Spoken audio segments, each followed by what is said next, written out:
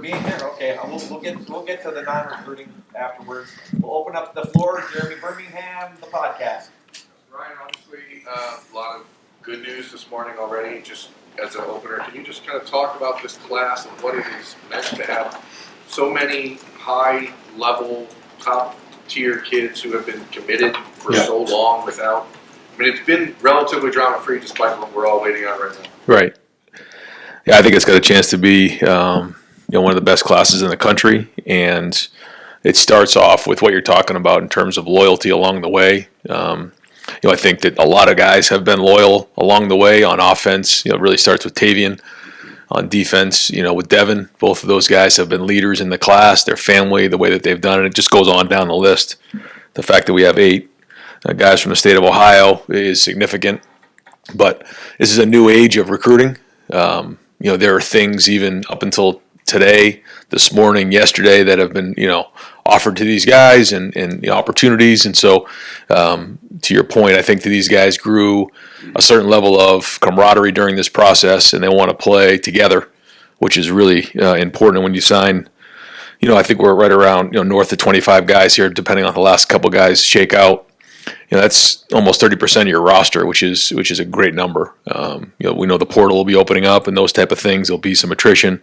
So each year, it's going to be important to make sure that we have stability within the program and making sure we bring in the high school guys and have a recruiting class like we do right here. I mean, this is an excellent class. It's got a lot of needs addressed and some obviously high-end players.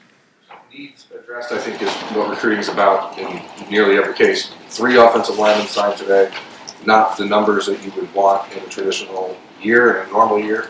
How do you address that? How much conversation are you having with Justin Fry, with Mark Antoni, about fixing that moving forward, because this is now a running problem? Yeah, no, I mean that's the one area there that I feel like we got to make sure that we're going to be moving forward into the next few weeks addressing. We have to do that. And, there's a lot that goes with it, but it's certainly an area I think, Javon is really, going to give us something to tackle. Carter's a swing guy. Jake's a local guy who, all 3 of those guys we feel great about.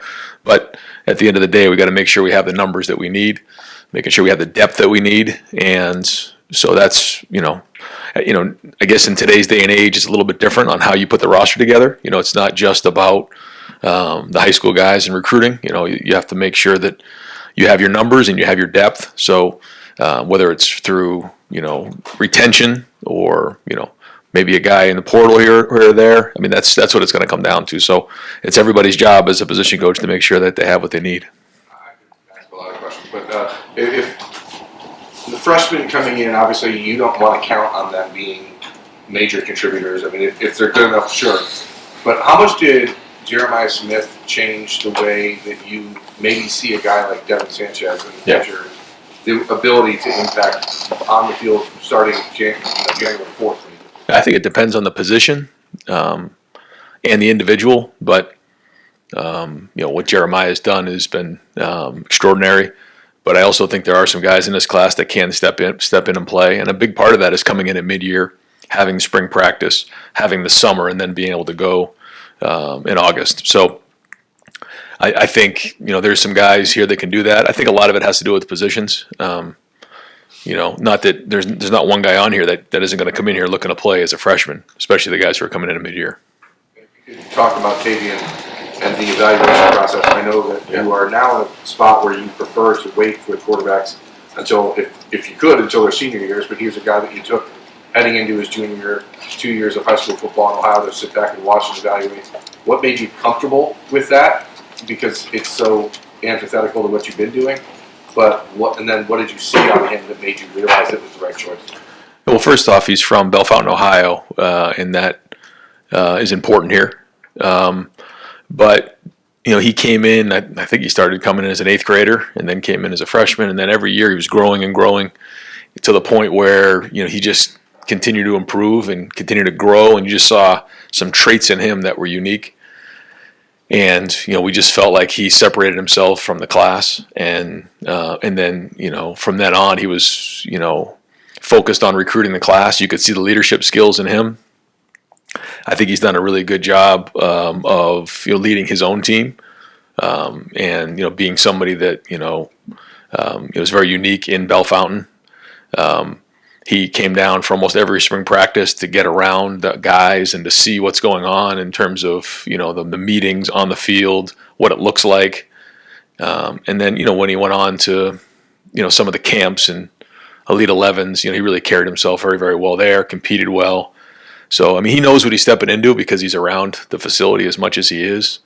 It's an easy ride for him to get here, and he's going to come in and look to compete right away. And I think he's excited to get here. I think he feels like it's been a long recruiting process now because it has been a while, and we're obviously very excited to build around him. How do you manage expectations for an Ohio quarterback? The last one to sign out of high school was Joe Burrow at Ohio State, so it's been a decade. How do you manage that for him, for his family, for what your expectations are? We've talked about it as a group with his family, what comes with that. We do have some experience with that, so it's not going to be normal for him, in his town of Bell Fountain. That's one thing when he comes here to Columbus that'll be new. But that's really the case for a lot of these guys. But like you said, being the quarterback in the state of Ohio is different. So we'll have a plan for that and explain exactly what's going on and what the expectations are, and showing him what it's supposed to look like. But for him to be down here as much as he is, I think he's getting a feel for that already.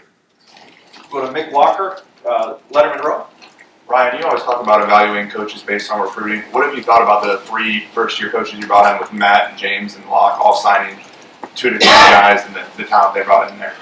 Yeah, I've been really impressed with our linebacking core. Eli obviously is from Ohio, and Riley, and we're waiting on possibly one more here to sign later this afternoon. And I think James has done an excellent job, first off, of building relationships. He's done a good job of evaluating. He brings credibility because he played the position at a high level here and then obviously in the NFL. So that's been great. I think making the decision to make him a full-time coach, you can see quickly, what's going on here in recruiting. I think Locke does an excellent job as well. He's bringing in some really good guys. Obviously, Bo Jackson here from Ohio is going to be a big one for us. Isaiah West comes in. And again, there's I want to make sure I can speak about him. This one right here. Am I good? I don't want to get myself in trouble. Am I good there?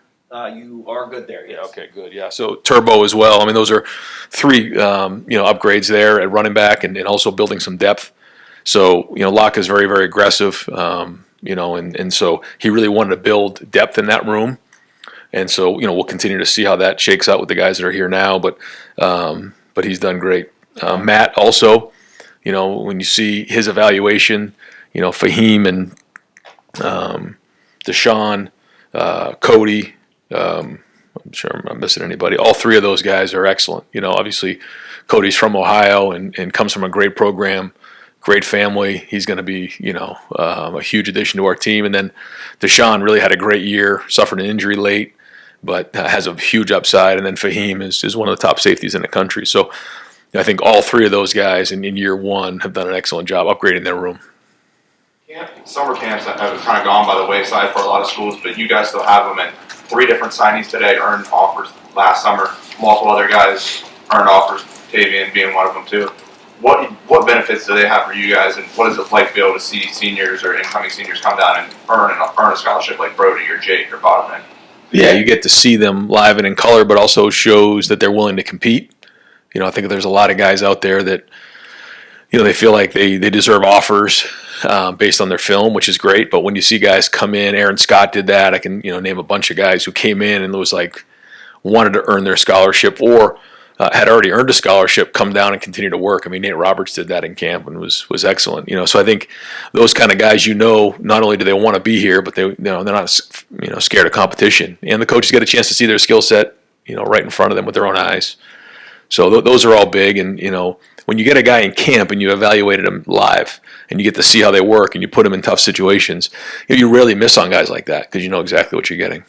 You mentioned Nate, and obviously you signed Brody as well. What do you like about the 2 tight ends being able to finally sign 2 full-blown tight ends in a class? Yeah, I think Keenan's really works hard at it, build a great relationship with Nate. Everybody in the country was after Nate from the jump and all the way until this last week. But he wanted to be a Buckeye through and through. His family is excited. He's from Norman, Oklahoma, so he's right in the teeth of it. And I thought there was a great relationship built there. Brody is very, very talented, can do a lot of things, great skill set. Has a really big upside, we feel like. So again, another upgrade there in the tight end room, which we know is a huge part of our offense. And so we need those kind of guys to come in and make an impact early on, which I think, coming in mid-year, both of them have an opportunity to do that. You mentioned Turbo. Zion's another guy, I believe. I think he's in. Zion's another guy from Alabama. What do you guys see in Alabama this year to be able to go down and kind of get some guys? Obviously, there's one pending as well that could be out there. Right. Locke has ties down there, which certainly helped. And, Caleb being down there, there's, some guys in there. We built relationships early on in the recruiting process, worked really hard down there. And, I think, we're hustling. We're working down there, and there's really good football in Alabama, and these are really good players. So, I think, having Quinshawn come up here as well. You're seeing more and more guys, from that area, considering Ohio State. One other position group you kind of took an excess in was the defensive line class, the defensive tackles, getting Trajan, Max, and another guy. What stands out about those guys and what they can kind of be with your potentially losing some defensive tackles after the season? Yeah, we're going to need our interior D linemen to step up, losing both of those guys next year. So, we all think all these guys can make a difference early on in the process, and we're going to need them to. And who knows what that's going to look like, once Jack, JT, Ty, and Tyleek move on, is that front going to look the same, or are we going to consider some other things? So we wanted to bring in some guys with different skill sets that, may not fit the exact prototype of the guys that we brought in the past, but they can give some different versatility based on some things we may look at front-wise to get into next year. Great. Kevin Noon, the Buckeye Huddle. Ryan, on Turbo Rogers, he's a little bit of a different body type than the type of backs that you guys have brought in previously. What did you see out of Rogers, and why did you move forward with him? Yeah, Locke has known him for a while and has been recruiting him for a while, so he had was very familiar with him. We felt like, based on what we saw him do this year, he was lined up as a receiver a lot. He was a returner. So he kind of gives us a little bit of that hybrid where he can line up a receiver, he can come into the backfield, he can return kicks. Haven't had a ton of those guys. Xavier Johnson was probably, the guy that was probably the best comp that way. And so whenever you can get guys like that, it's important. I think when you look at the way things are going in NIL with roster limitations, I think the more hybrid guys that you can bring in that can do multiple things will be important, especially this time of year when you're looking to make a run late in the season. You may take injuries. There's obviously the portal thing that we're working through right now. So guys who can do multiple job descriptions, I think their value is going to continue to increase, and I think Turbo is one of those guys. And one more, the receiver position. Obviously, recruiting under Brian Hartline has been very strong at the position. What are your thoughts of the receivers you guys just signed? Yeah, excited about them. I think Quincy really is a bigger receiver that is a different style than we've probably had. Obviously Jeremiah is big, but Quincy really, we loved his film going into last year. We felt like the game that he had against Chaminade, against Jeremiah's team the year before, was the one that really separated him for us. He really competed well, played well, and then you saw the season he had for Bergen Catholic this year. And Vito Campanelli does a great job with that program. It's state championship program, and he's a big physical guy. And when you look at those guys, you look where Marvin was as a junior and senior in high school. Jeremiah's a little bit different, but those bigger guys, they grow into their bodies and just become stronger and faster. We think all that's going to happen with Quincy. Got a great work ethic, works really hard. Dez is the teammate with Deshaun at DePaul Catholic. We signed him early. We think, again, another versatile guy that can line up inside and line up outside, does a lot of great things. Phil Bell, has had a challenging fall, has been through some different things, but is very mature. Our comp for him is probably a Mecca, just with his physicality and the way he plays, and he could line up inside or outside as well. So again, versatility with him. And then Bodpin is kind of the wild card. He's a local guy who came to camp, did some great things, ran some really good times, and then you watch him run some routes, which he hadn't done a whole lot of in his high school career, and you see some really high-end things that he was doing, especially with his size at 6'4". And then you watch some of the games he had this season, very, very competitive, plays quarterback.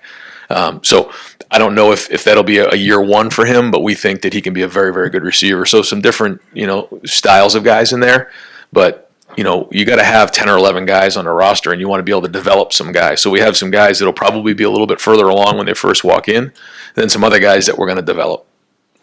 Cameron T. Robinson, The Athletic. Ryan, you talked about Tavian, and I know you obviously want to recruit Ohio, but is it a different feel when your five-star quarterback, you're the future of this program, is from your home state, only 45 an hour from down the road? I think so. Yeah, it's the first time since I've been here that this has been the case, and it has certainly allowed him an opportunity to be around this more, to get a feel for it more, and to be more prepared when he walks in the door, because I think he was here for every spring practice. He was here for almost every game, and he'll walk through the door more prepared than if he was across the country. Dave Holmes, WSYX. Yeah, I know last year Jeremiah went to the last second, and you kind of referenced it at the beginning about the stress level the last day or two. Can you take us behind the curtain a little bit on NIL? And our kids saying, well, Miami says this, Bama can do this. What's the stress level nowadays in the last 24 hours to hang on to these guys? It's a little bit of both. There's some that you have question marks going into the last few hours just because of that. Others, you feel good about here's what it is, and you go from there. It's very different. You don't just there's not unlimited funds and opportunities for everybody. So I think everybody's managing it in different areas. I think there's different spots for everybody, and we I think put together a great class for where we are, and but yeah, I think the numbers have gone up significantly, and every time you get to a portal or a signing day, you just see the water rising higher, and so it's just part of the game, and we got to adjust. Andrew Gillis, Cleveland.com. Ryan, specifically with Bodkin and Deshaun, I guess, too, but when you're evaluating players who are going to play a different position in college, what are the things that you look for? Like with Bodkin and with Deshaun, I know Deshaun's going to play safety here, but what specific traits do you look for? What things do you look for on film that you can see that are transferable to when he gets there? Yeah, it's you start with the film, and you look at the size, and you look at the play speed, and then you try to get a live evaluation, which we're able to do with both of those guys, to see what it looks like in person. You want to get an idea for both of those positions on ball skills, how they track the ball, tackling obviously for safety, for wide receiver, change direction, body control. So you just use as many of those things as you can, and then you look at them play the game. Because everything else is fine, but you got to see them play the game of football. And you watch Deshaun, run and hit and see the ball and make plays on the ball, and you watch Bodkin compete, and he's playing quarterback, he's moving all over, he's a football player. And those are the things you look for, and then you obviously look to see how they compete in big games. Pat Murphy, 24/7 Sports. Right. You've talked in the past about leaders in the class. I think obviously Tavian is one of those, but who were those guys in this group, and how important were they to kind of keeping things together, like you touched on? Yeah, on offense, like I mentioned before, it was Tavian. I think Carter Lowe also was solid in this thing and brought a bunch of guys together. He was strong. On the defensive side, Devin and both his parents were very much involved as well. They were excellent during the whole process. And a lot of these guys, as you can imagine, you had people coming at them from all over the place. But just the overall loyalty there was great. Fahim was in the middle of that.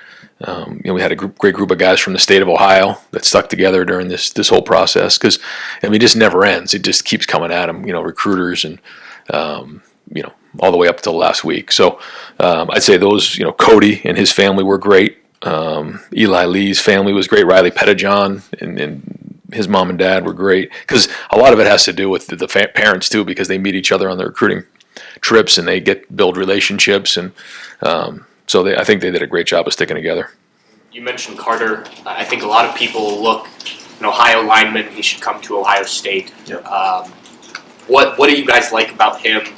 I know there's other guys that were out there that you were interested in as well, but he's a guy who seems like maybe he could surprise some people, even though he's a highly ranked Ohio. Well, first off, he can play a couple different positions. He's got good size. He played basketball. He's got good feet. Very competitive. And wants to be at Ohio State, and knows what it means to be a Buckeye. All those things add up. Tough, physical. But again, I think he could play, a couple different positions. He could play tackle if we need him to. He could play guard. He's got the size to do that. He's got the feet to do it. So, we'll kind of see when he gets here, but, we're hoping that he can make a difference early on. Let's go to Dave Biddle, 24/7 Sports. We can open up for anything now? Okay. Ryan, against Michigan, I understand you guys wanted to establish the run. I mean, the stat, the team that's won the rushing battle the last 20 years wins the game. When that wasn't working, though, there seemed to be a lack of adjustments. Is that fair? And what did you see when you watched the film? Yeah, I think the first thing is just overall, let me just quickly start with the defense. I feel like the defense played excellent. I thought that, really from the Oregon game on, some of those adjustments that were made have been excellent, and I thought they played really, really hard in this game. Was everything perfect? No, but I thought they played really good. I think when you look at the offensive side of the ball, it was not a good day. It wasn't a good day across the board on offense. And, some of that had to do with the coaching and some of the game planning that went on. There's no question that, we could have done a better job getting the ball to the perimeter. I think one of the key points of the game, though, is when you have 5 trips to the red zone and you only get 10 points. And, in those moments there, we had a couple missed field goals, we had an interception, we had the field goal, and we had the touchdown. And, we hadn't done that up to that point, and that was a big deal. So, and then on special teams, we had some other things that, we didn't execute very well. A couple, kicks that weren't fielded great down on the 7-yard line, which created coming out situations, and then we had the 2 missed field goals. So ultimately, that comes back on me as the head coach. Whether it's the right guys being in the right spot, the recruiting part of it, the scheme, the coaching. So, that's on me. But I think when you look back on it, there's definitely ways that we could have got the ball to the perimeter. I think when you look at, I think we threw it 35 times in the game, which is, I think, Will's second most throws. But, that it certainly played into it being in the red zone and coming out. But there was definitely ways that we could have done a better job, because it's the coach's job to put the guys in the best position to be successful. And that didn't always happen on Saturday. And real quick, rallying the troops now. You did it 2 years ago. I know you guys fell short against Georgia, but you really outplayed them for most of that game. How do you rally the troops this year? Well, we got a lot in front of us, and as much as this hurts, we got a chance to go play for a national championship. And when the dust settles, here we are, and we don't just turn around after a day and say, we're on to the next thing. That's not going to happen. But we've come in here, had some meetings. We're going to get out in the field today and move around a little bit. And so, it's almost like the NFL. You think about the teams who, are in the wild card, get that first win, and they can get some momentum going and win the whole thing. So that's all out in front of us, and we have plenty good enough players to go do that. So it's going to come down to the leaders, pulling everybody together, knowing that, we got some guys maybe going into the portal. We got a couple of things, but all those things are going to happen whether we lost or we won. So here we are, 10-2, frustrated with how the season ended, but everything's out in front of us. And so, we've had good conversations. I think the guys are moving in that direction. I know we want to know what the next target is, and we'll get that Sunday. But, it's a good chance, we're going to be hosting here. And so I think that's exciting for our guys. And I know that, we'll rally around this thing and go after it. Jeremy Birmingham, podcast. Ryan, last one about recruiting before we get going in here. It's a bonus. You talk about adjusting to the changing NIL landscape, the money getting bigger and bigger every single time there's a conversation. How are you guys specifically adapting, but also how does the executive order that Mike DeWine signed in Ohio allowing the school to be more engaged and directly paying players assist you guys in this kind of wild, wild west, which is crazy that it's still a wild, wild west after 3 years of this? Right. First off, for Governor DeWine to sign that is big for our university, big for the program, because it allows us more flexibility in how we do things. Won't get into the details of all that, but really, really important. And him doing that, again, allows us to do a lot more things. I know we're all looking to try to figure out the revenue share and how that fits into the university. And so there's still a lot of questions to be answered on that. And so, a lot of it is you're figuring out as you go, but we know that number continues to rise, so we have to continue to be aggressive in that area. And what was the number last year is going to only increase next year. So the more things like that just happen that can be done certainly gives us, again, a better opportunity. Has to be engaged and involved in national conversations to put a cap or a guideline or a limit on this. Yeah, it's going to be at the conference level right now. And I give Tony a bunch of credit for being aggressive with this and communicating with Commissioner Sankey. And I know that there's been a lot of conversation about these types of things to make sure that there's alignment between the Big Ten and the SEC. And that's really where it's going to start. And I know that they have been in a lot of talks about multiple different ways to start addressing some of these things to put more guardrails around it. Adam King, WBNS. Getting back to the game, I know you're not going to give us the insight exactly on the headset, but what is that discussion like between you and Chip there in the fourth quarter with every play call, debating if you should run, stick to the run, or return to the pass? Yeah, usually it's between each series. You get the script of what comes for the next drive, some thoughts that are going on, and some of them are mixed with RPOs, and some of them are just call it and run it. Mixture of all those things. But when you do call an RPO, sometimes if they're in a too high shell, that ball is going to get handed off, and then obviously you just have passes. And so you go through it, you go through the list and see what you're thinking. And there were a couple of them that we got the turnover there in the red zone and weren't able to turn that. I mean, that was very, very frustrating. And that was a big part of the game right there. So, but that's typically how it goes. When you look at kicking, where do you go from here? How confident are you in fielding, and how do you build that confidence knowing what's going forward? Well, we wouldn't have put him in the game if we didn't feel confident in him. And, I know his teammates have told him the same thing. Everyone's got a job to do, and that's the game. And I have my job. Everyone has their own job, and so you got to do your job. And so, we'll continue to look at how he does in practice, but we wouldn't have put him in the game if we did not believe in him. Spencer Holbrook, Letterman Row. Ryan, in the 2 minute when you guys were taking timeouts and trying to get the ball back, as you reevaluate that situation, do you think that you guys handled that properly with your timeouts and using the 2 minute warning to your advantage, or is that something that you guys have to go back through and reevaluate? Well, I think if you wait to the 2 minute warning, with 3 timeouts left and you still need a touchdown, that's plenty enough time to go down the field. And so, we try to do the best we can to get with, what's on the chart in terms of the analytics to get the feedback on what that should be. I think we had plenty of time to go score. We didn't do that. That wasn't the issue. But we'll always look at it to see where we are on the field, what's the down and distance, and then go from there. But ultimately, what you're trying to do is, get the ball back with as many timeouts as possible and as much time on the clock as possible.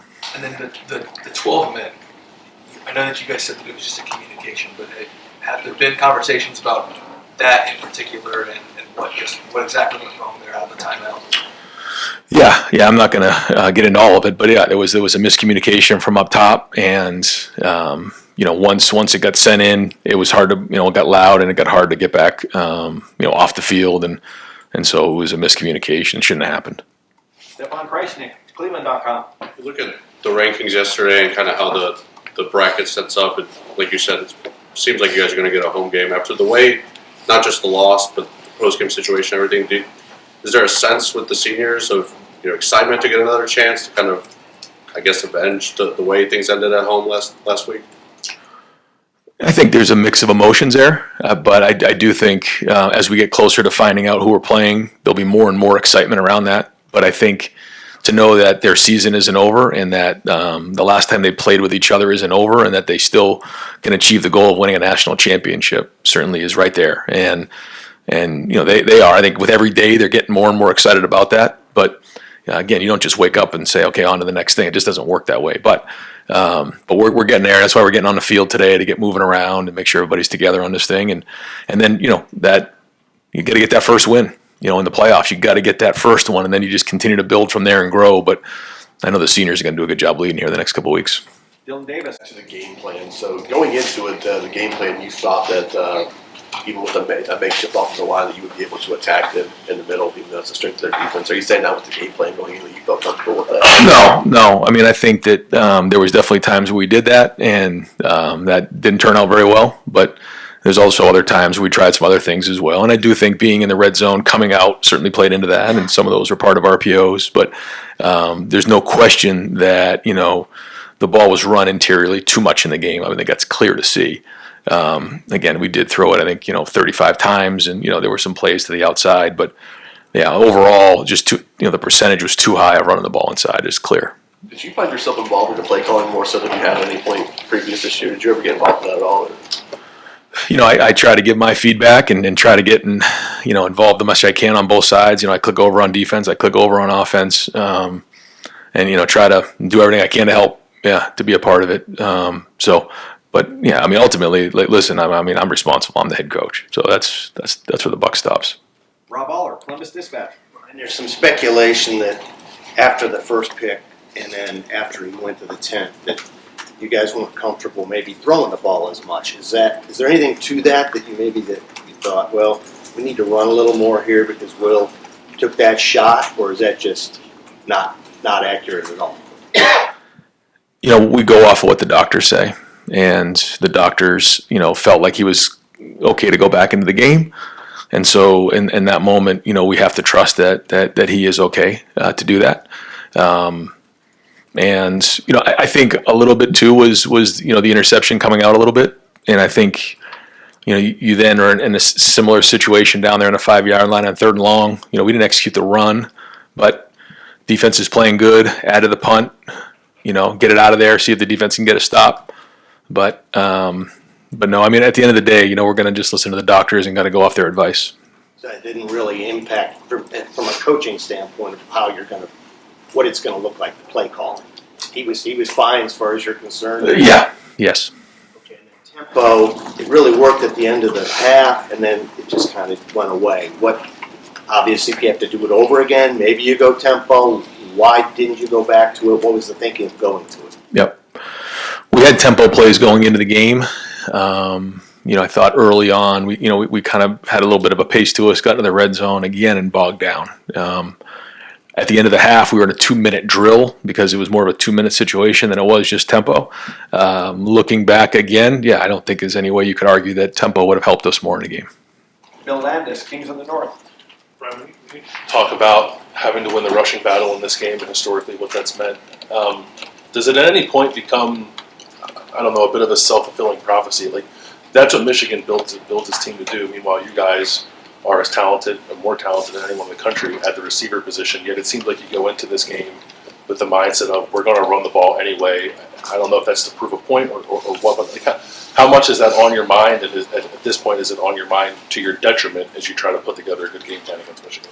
Well, I think there's two things there. I think we certainly threw the ball more than we passed it. Threw the ball more than we ran it. But I don't think that's your question. I think the question is, what we got to do what's best to win the game.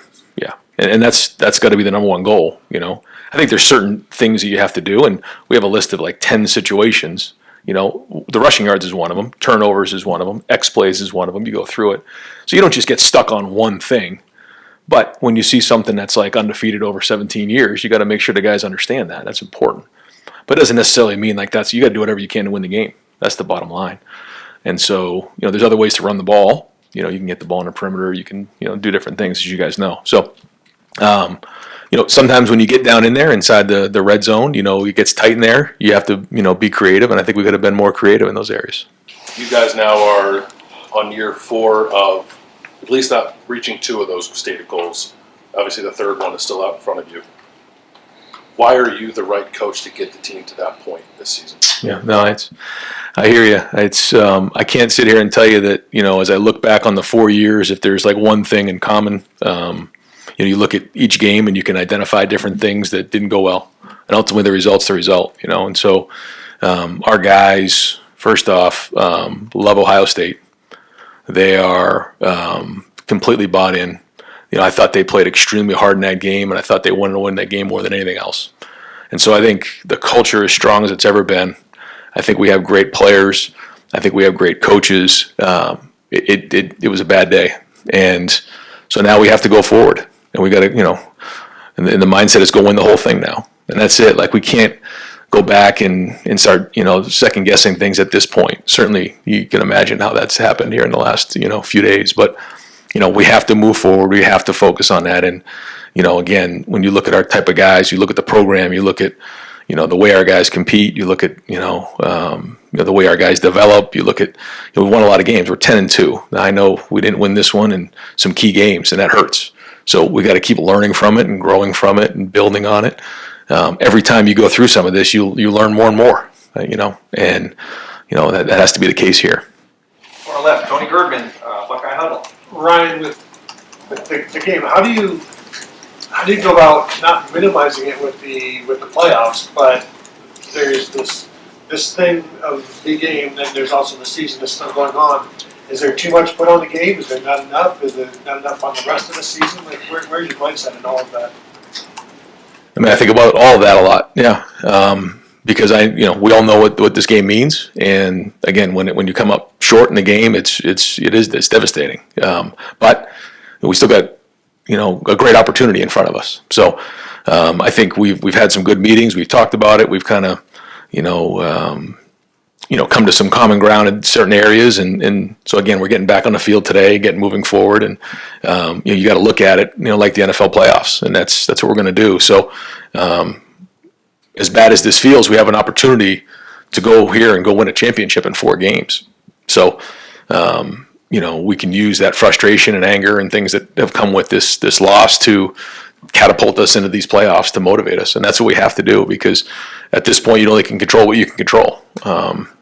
So that's kind of where our focus will be. And then I guess you just had wrapped up signing day. Do you expect to be here next year? Yes. Yes. Steve Helwagen, 24/7 Sports. Yeah, Coach, along the lines of Bill's question, I mean, 4 straight years, the result, I mean, the games have looked different, but the result's been the same. Mm-hmm. Just, you're still in the middle of this season. I understand that completely, but as you get into the offseason and think about your approach and how you're going to go about your business, at some point, is there going to be an emphasis on, is this as simple as spending more money on the offensive line, finding the guys that you need to win in the Big Ten in November? Just what kind of things will you address, I guess, in the offseason so that, as you said before the game, this never happens again? Well, I felt like, we did some of that this offseason, when we, upgraded in some certain areas, and, and some of that was in the offensive line, but there's no question that, we have to win in there, in that game and in a lot of games. So, yeah, I mean, there's no question at the end of the season, you go through and you try to identify the areas that you got to get upgraded, you got to get fixed to go reach your goals. And so that'll get done again this year.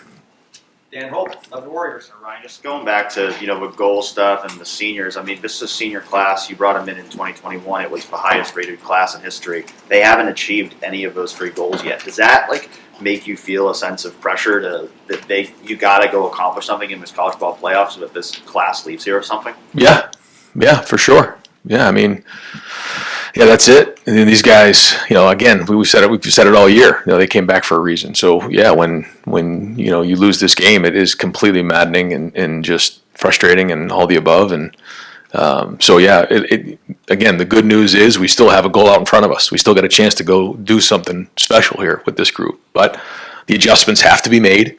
In order to do that, we got to get the things fixed that didn't go well in that game. And, got to get that first win and then get some momentum from there, because, that's all we can do at this point. But yeah, to sit here and say that we're not frustrated or disappointed would not be true. It seems like you guys were playing with a ton of confidence, very freely against Indiana, and that just didn't carry over to Michigan. Why don't you think it carried over, and how do you get that back? I think we came into the game as confident and as loose, I think, as we've been since I've been here, probably going back to 19. So, I think as the game went on, it started to get a little bit tighter because, it was, a couple turnovers here and there, some things didn't go our way. And so, you start to feel that a little bit as the game went on. I don't think we started out the game that way. I don't. And I thought that preparation was loose coming into the game. But obviously it didn't end that way. I guess then what do you have to do, Ben, so that if you get into playoffs, you end up in a similar situation where things start poorly? Yeah. How do you keep the team from losing its confidence like it did in that game? Yeah, well, you got to continue to find ways to jumpstart the team and get some excitement, and execution fuels emotion, and a big part of that is coaching. Trying to find ways to jumpstart the team and give them some X plays or things on the perimeter that can kind of get us going a little bit, and then when you start moving things around and getting the ball outside, it opens up a little bit inside. Now, when all of a sudden we can't just abandon the run. We're just not going to be throwing it 60 times a game. That's just not a recipe for success. But it's clear that we have very, very good receivers here, and when we have an advantage there, we got to utilize that. And so we have to figure out what those adjustments are going into this next game and make sure that gets done. Stephen Means, Cleveland.com. Can you overthink the Michigan game? And do you feel like you guys have started to overthink the Michigan game as this losing streak has continued? I think you can look at it a million different ways, which you can imagine we have to. But at the end of the day, you got to put your players in a situation to be successful, and then we got to execute them. We do. We have to take care of the ball, but we also have to be aggressive. It comes down to both of those things. I mean, that's really what it comes down to. We can't sit there and crawl up into a shell, but at the same time, we can't be reckless with the ball either. And that's what it comes down to. And I think when you have success early on, it can build some positive momentum. And when you don't, then things can get a little bit uptight. And that's kind of what happened. But execution fuels emotion. And again, it goes back to the coach has got to put us in a situation to be successful, and then the guy's got to go execute it and do it. And there's maybe this idea out there that there's the idea of like maybe you not being here because it's somebody else's decision, but also that idea of you not being here because of your own decision. Have you at any point in the last couple of years even come close to having that thought? No, this is a wonderful place, and I got a great job, one of the best jobs in America, and it's a challenge at times, and I'm disappointed about this more than anybody. It crushes me, but we're going to continue to move and figure out what it is and overcome this obstacle. And we got a great way to make this a little bit better by going to win the whole thing this year. And then we figure out what it is and get it fixed moving forward. That's it. And it's my job to make sure I'm focused on this team right now. And obviously, with recruiting, to make sure the pieces are ready moving forward. That's it. One last thing. Justin Fry's been here 3 years now. I think he's landed 10 guys on the recruiting trail, plus a couple other transfer portal additions. Do you think he has done a good job recruiting and developing his position group?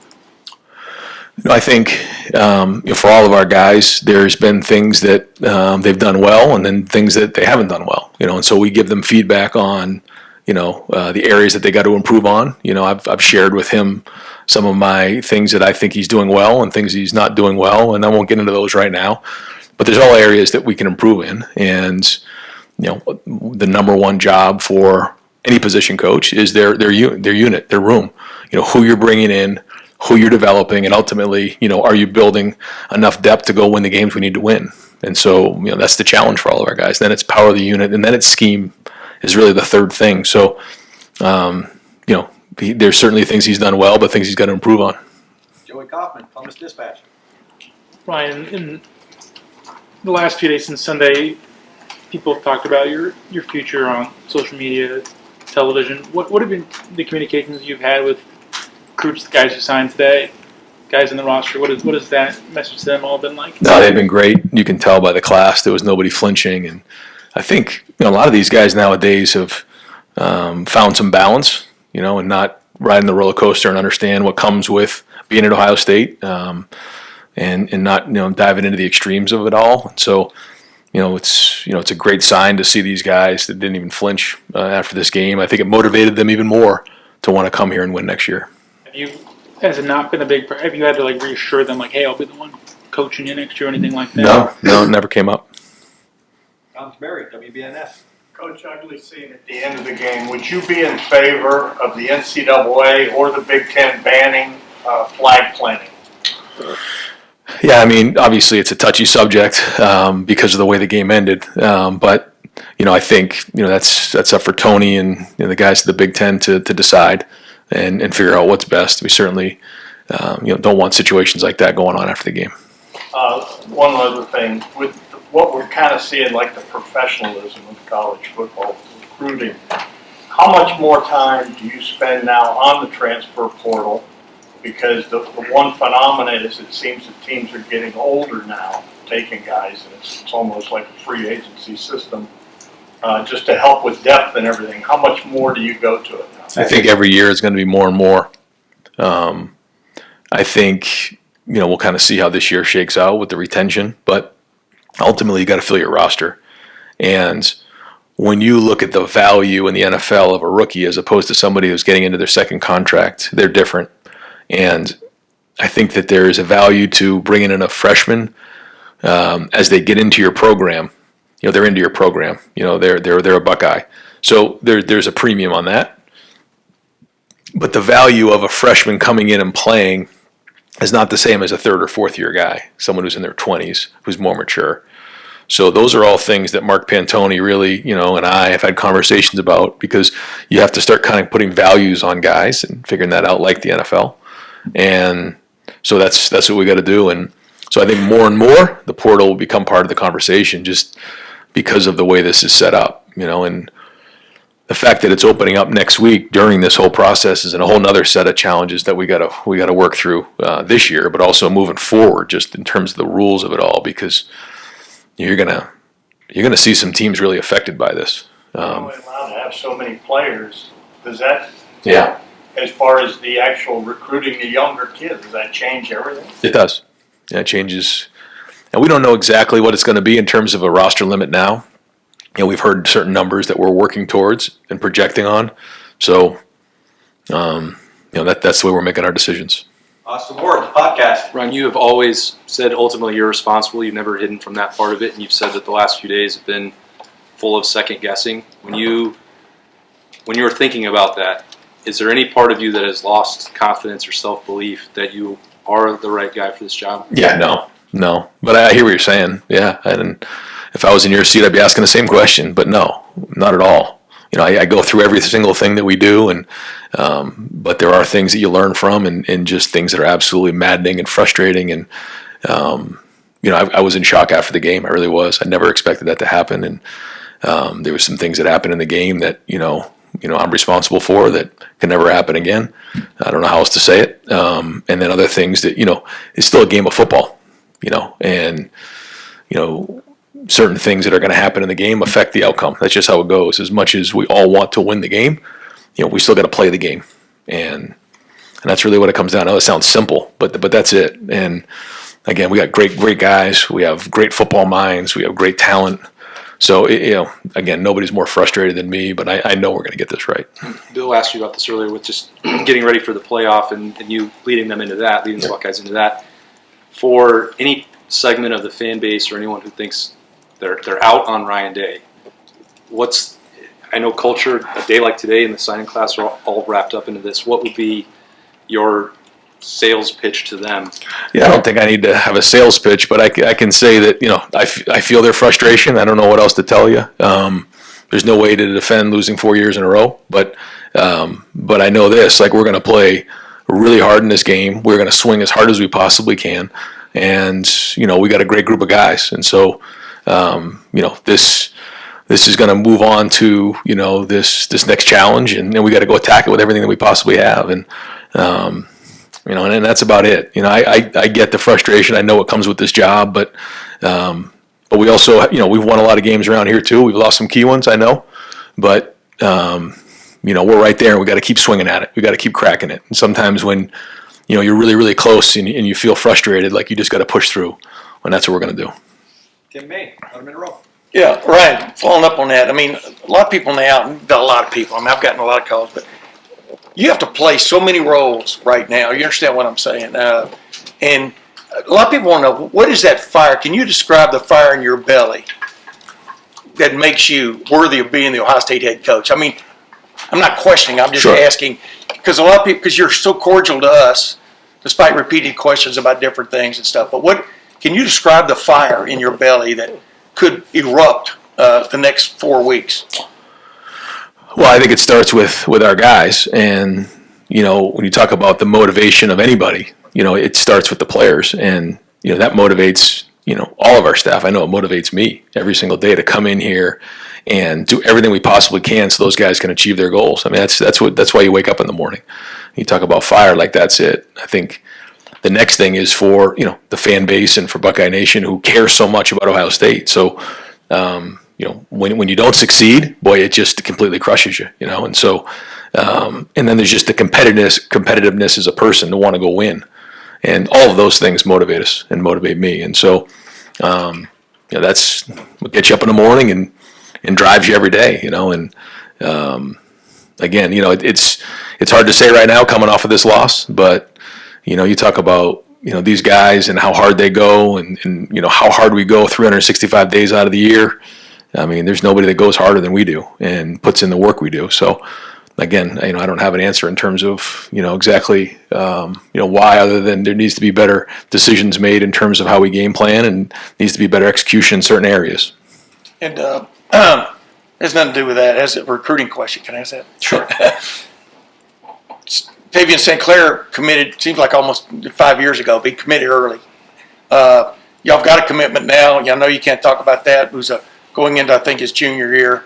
What tells you in a sophomore season of a player that he's the quarterback of the future for Ohio State? You understand what I'm saying? What are the telltale signs? Well, you look at the ability first, and then you look at the competitiveness, the leadership, the size. I mean, you look at a lot of different things, and you try to do the best you can based on, your experience and what you've seen. Knowing that sometimes when they're young, it's a little bit of a risk, and so everybody's a little bit different. You've seen us take guys late. You've seen us take guys early in the process, and you try to make each decision based on what you see. Yeah, and it's about being in there early. I mean, is that part of the game? Being in there early on a guy? I mean, is that some guys are recruited early, and some guys are recruited late, and it just depends on who that is. It doesn't necessarily mean the guys who are recruited early end up becoming the best players. Some guys like C.J. Stroud get recruited late, and they become really good players. Everybody's unique, so you got to make sure you look at it that way. There's no cookie cutter way, or we use comps, but that's not necessarily fair either. Everybody's their own person, so you got to try to do and treat everybody individually, as they are. Thanks, man. And final question, Bill Rabinowitz, Columbus Dispatch. I'll start with the offensive line. How confident are you that this line, the way it's constituted, is capable of winning a national championship? Are you contemplating changes on the line? Yeah, we're definitely going to contemplate some rolling at the very least. Look at it over the next couple of weeks. Probably could have done that in the game, and considered that in the game. It was a big game. Didn't think that was the right thing to do at the time, but looking back, probably should have at least tried something. And so yeah, we will look into this week on doing some of that. Josh, do you have a possibility at center, for example, or do you get to maybe shift guys around, or new starters, or what? Yeah, all the above. Josh and Luke, and even considered moving Donovan back inside. We've done a bunch of different things in terms of communication, or in terms of talking in the meeting room. We're not there yet, making a decision. We do have a couple weeks here to take a look at those things and see what gives us the best chance, and maybe it's multiple guys. Ross came out Sunday and gave you full support. What do you feel is the level of support from the administration, from donors, for you staying as coach? Well, again, I think everybody's frustrated, and we know it's not acceptable. So I get that part of it, but I think everybody knows that we have to go and attack this thing moving forward. That's what it's going to be. We got an opportunity to go win a national championship, and everybody around here has been very supportive on that, focusing on that, and that's really what it is. And I know what the job is. I know where the focus needs to be, and there hasn't been a ton of communication other than that. Everyone is saying, and it's probably true, this was the hardest of the 4 losses because Michigan had struggled this year and everything else. Has it felt like that to you? Is this the hardest loss that you've endured here, and how have you gotten through it? I try not to rank them, but yeah, I hear what you're saying, and I don't disagree with you. There's no two ways around it. Yeah. Coach, thank you very much. All right, guys, thanks.